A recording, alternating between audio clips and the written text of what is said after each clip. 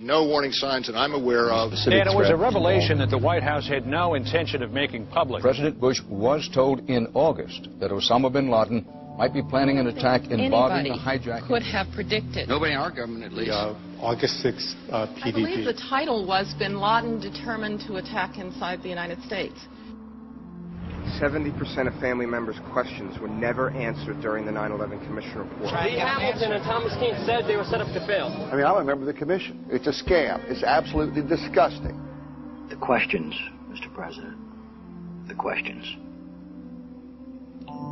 Building 7 ablaze at the moment and apparently getting ready to collapse. Building 7, freefall collapse. Well, no, there's number 7 coming down. The excitement and the fun that people get watching an old building being demolished, and they wired very carefully for days, and it's a very careful operation. Third time today. It's reminiscent of those pictures we've all seen too much on television before, when a building was deliberately destroyed by well-placed dynamite to knock it down. The smartest thing to do is pull it. And they made that decision to pull. And then we watched the building collapse. Jane, what more can you tell us about the Salomon Brothers building and its collapse? Well, only really what you already know. Details are very, very sketchy. We are getting information now that one of the other buildings, Building 7 in the World Trade Center complex, is on fire and has either collapsed or is collapsing.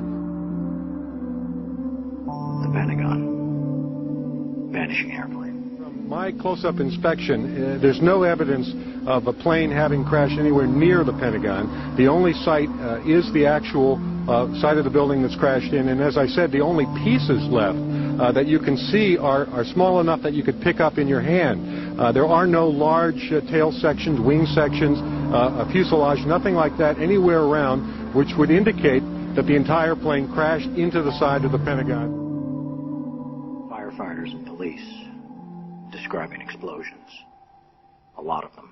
The secondary explosion. We've got numerous people covered with dust from the secondary explosion. Just floor by floor, instead of popping out. It was if they had detonated. Yeah, detonated. To take down a building. Boom, boom, boom, boom, boom. Looks sort of like the building just demolished. Even if there was no secondary explosives in the building. Kind of like gunfire. You know, bang, bang, bang, bang, bang. And then all of a sudden, 3 big explosions. Do you know if it was an explosion or if it was a building collapse? To me, it sounded like an explosion.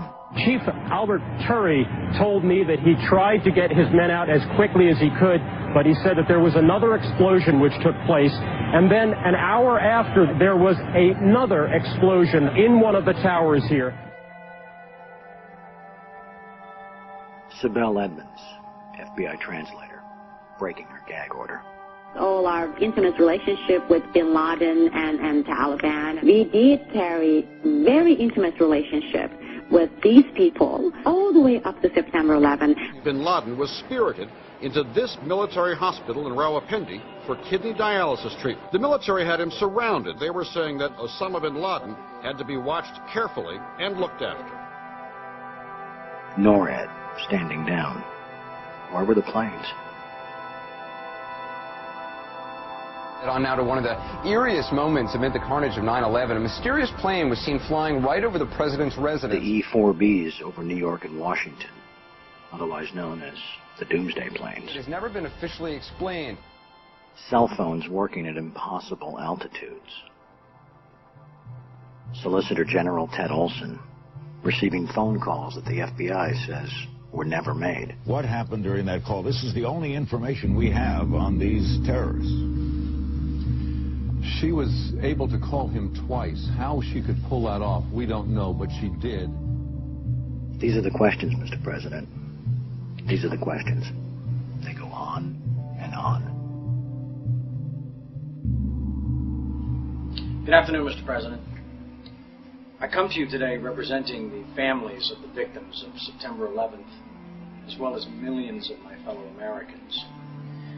Hopefully by now you've had a chance to read my letter to you, 20 Minutes with the President, and if not, at least had its contents brought to your attention. We have questions, Mr. President. Lots of questions. A lot of them are detailed in my letter, but trust me, there are hundreds of more questions.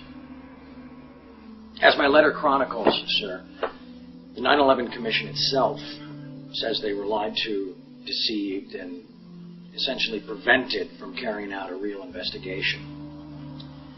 People of the United States and the world demand the truth, sir. We have to continuously ask questions. That's what a patriot does. That's what a true American does. We ask questions. You, sir, have the power as well as the responsibility to initiate a truly independent congressional investigation into the events of 9/11 as well as its aftermath. We want our country back, Mr. President.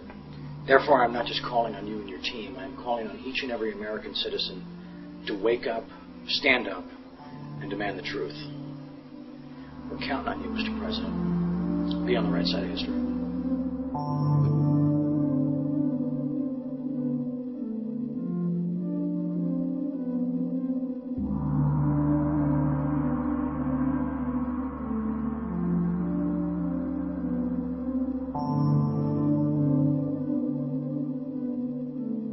Are you now saying that they weren't asking to block an investigation? An investigation must not interfere with the ongoing efforts to prevent the next attack.